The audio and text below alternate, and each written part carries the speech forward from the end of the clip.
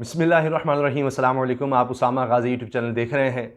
इस वक्त पूरी दुनिया में सबसे बड़ी खबर बनी हुई है CIA की हालिया रिपोर्ट।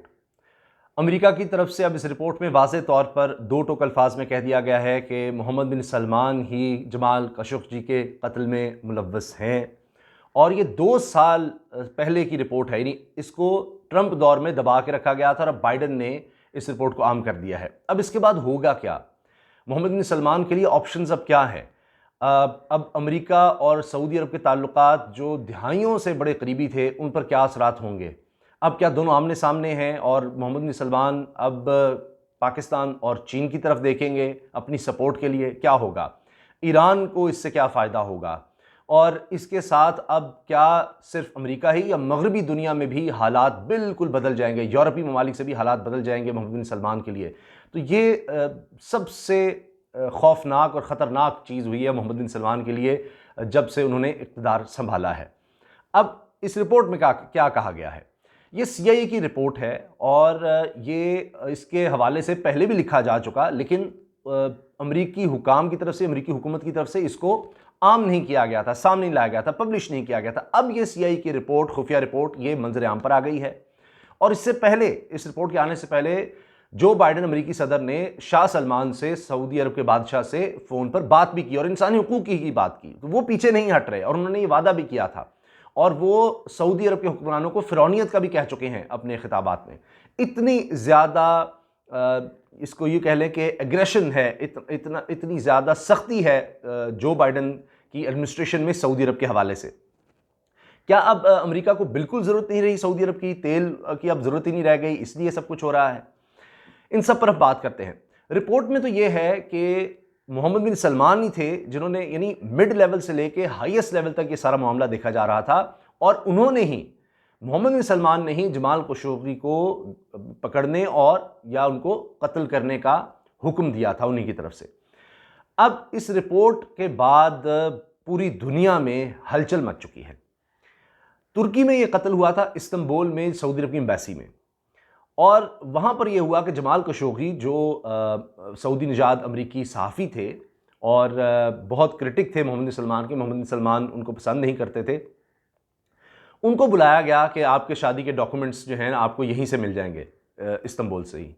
तो वो अपनी मंगेतर को गाड़ी में छोड़कर आए और एम्बेसी गए सऊदी अरब की, और वहाँ पर एक स्क्वाड आई हुई थी, ख़ास स्क्वाड, और उसने, यानी जो बहुत करीबी स्क्वाड समझी जाती है मोहम्मद बिन सलमान के, उनके लोगों ने कम से कम ये 8 लोग थे जिन्होंने वहाँ पर जमाल खशोगी को कत्ल कर दिया और उसके बाद बेदर्दी से उनकी लाश के टुकड़े किए। ये भी कहा जाता है कि बाद में वो जो वहाँ सऊदी एम्बेसी में जो सीनियर एहलकार था, उसके घर के यानी लॉन में से वो टुकड़े भी बरामद हुए।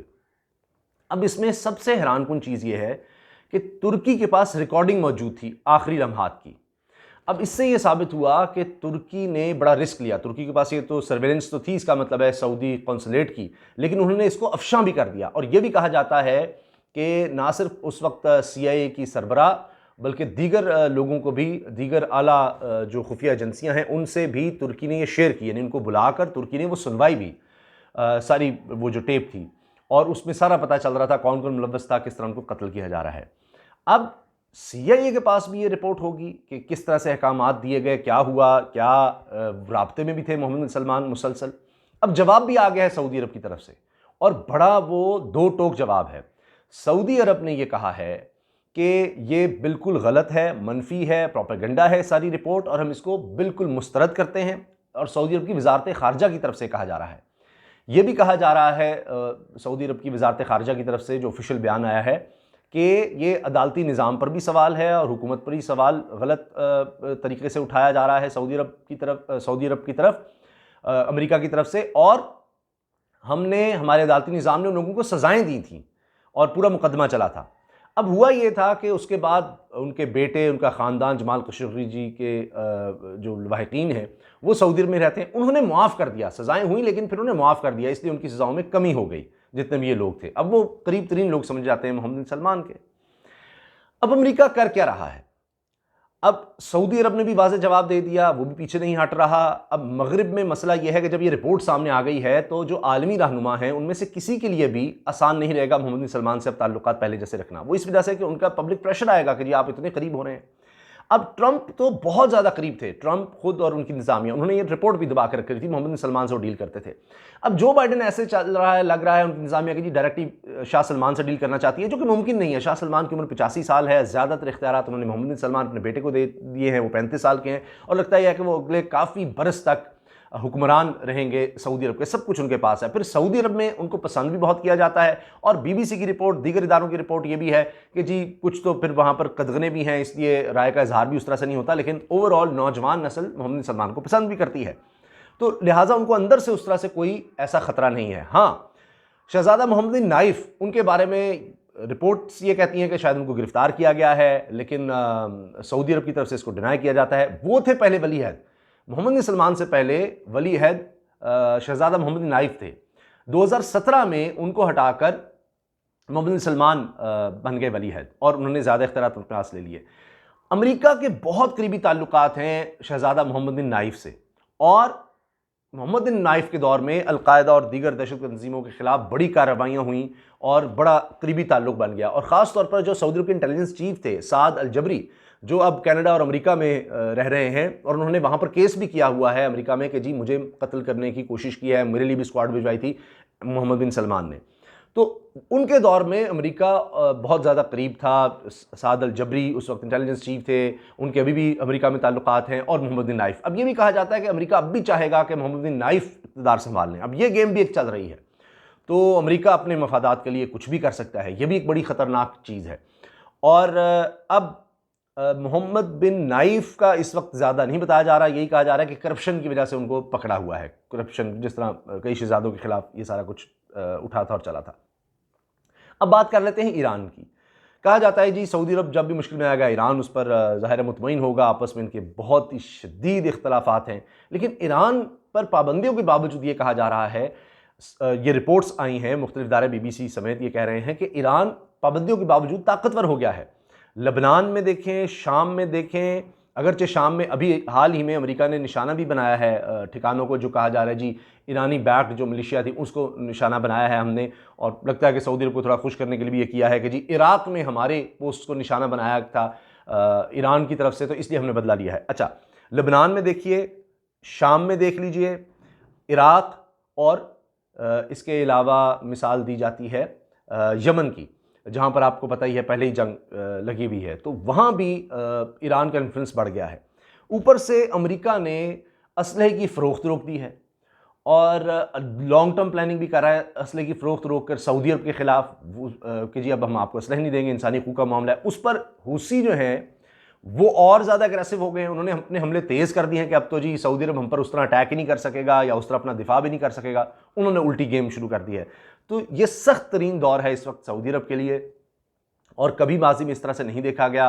अमेरिका और सऊदी अरब के ताल्लुकात कभी भी आप देखिए कि इस तरह से नहीं गिरे, पिछली कई दिहाइयों में कभी इस तरह नहीं हुआ। और अब ये 2 अक्टूबर 2018 का वाक़या जमाल खशोगी के कत्ल का, वो एक दफ़ा फिर उठाया है, और अब इन दोनों ममालिक के दरमियान शदीद कशीदगी का बायस बन गया है। मोहम्मद बिन सलमान के पास अब ऑप्शंस जो रह गई हैं, लगता यही है कि उनको अब पाकिस्तान और चीन की फिर बड़ी ज़रूरत पड़ गई है, और अब अपने दिफा के लिए, स्ट्रॉन्ग होने के लिए उनको कोई ना कोई कैंप तो चाहिए। तो अब अमेरिका से निकल कर अब देखना होगा कि किन शराइत पर अमेरिका के साथ दोबारा मामला चलते हैं। अब लग नहीं रहा, तो अब वो तेल वाली कहानी रही नहीं, अमेरिका को ज़रूरत नहीं है तेल की। हाँ, सिर्फ ये कहा जाता है कि अब भी अलकायदा और दहशतगर्द तंजीमें दाइश हों, इनके खिलाफ कार्रवाइयों के लिए सऊदी अरब की ज़रूरत रहेगी, मगर उसके लिए अमेरिका क्या मोहम्मद बिन नाइफ को करेगा या शहजादा मोहम्मद बिन सलमान से वो डील करेगा, क्योंकि असल ताकत मोहम्मद बिन सलमान के पास है। उनसे डील किए बगैर, उनसे ताल्लुकात बनाए बगैर मामलात आगे नहीं बढ़ सकते। तो अब पाकिस्तान और चीन, यही वो कैंप रह गया है जहां मोहम्मद बिन सलमान दोबारा कुर्बतें बढ़ाने की कोशिश करेंगे। और जहाँ तक अमेरिका की बात है, वो कई ऑप्शंस पर देख रहे होंगे कि क्या मोहम्मद बिन सलमान पूरी तरह से उनकी बातें मानते हैं, हम उनसे उस तरह डील नहीं करेंगे, कोई रास्ता निकालते हैं, क्योंकि अब अमेरिका के लिए बड़ा मुश्किल हो गया है। एक रिपोर्ट जब आप कह रहे हैं कि जनाब उन्होंने दिया था हुक्म, तो वो कत्ल तो है, उनको कोई सज़ा और कुछ भी नहीं हो रहा, तो आप बैठेंगे, आप फिर किस मुंह से जाते थे इराक़ के ख़िलाफ़ सद्दाम हुसैन के ख़िलाफ़, दीगर कई लोगों के ख़िलाफ़ आप इस तरह के इल्ज़ामात लगाकर आप कार्रवाइयाँ कर देते थे, ममालिक के ख़िलाफ़ कार्रवाई शुरू कर देते थे, तो ये दबाव उनके ऊपर रहेगा।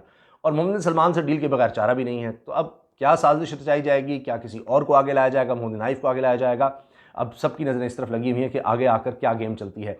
सऊदी अरब ये भी कहा जा रहा है कि BBC की रिपोर्ट है कि अब वो इसराइल से और करीब होने की कोशिश करेगा, क्योंकि अब ईरान के मुकाबले में शायद अमेरिका उस तरह उसका साथ ना दे, ईरान और अमेरिका दोबारा माहदे की तरफ बढ़ रहे हैं। तो हो ये सकता है कि अब इसराइल से दिफाई ताल्लुकात भी बनाए जा सकते हैं। तो एक वो कैंप है, दूसरा है चीन और सऊदी अरब चीन की तरफ देखेगा अपनी दिफाई ज़रूरियात के लिए, दीगर ज़रूरियात के लिए। इजाज़त दीजिए, अल्लाह हाफ़िज़। पाकिस्तान जिंदाबाद।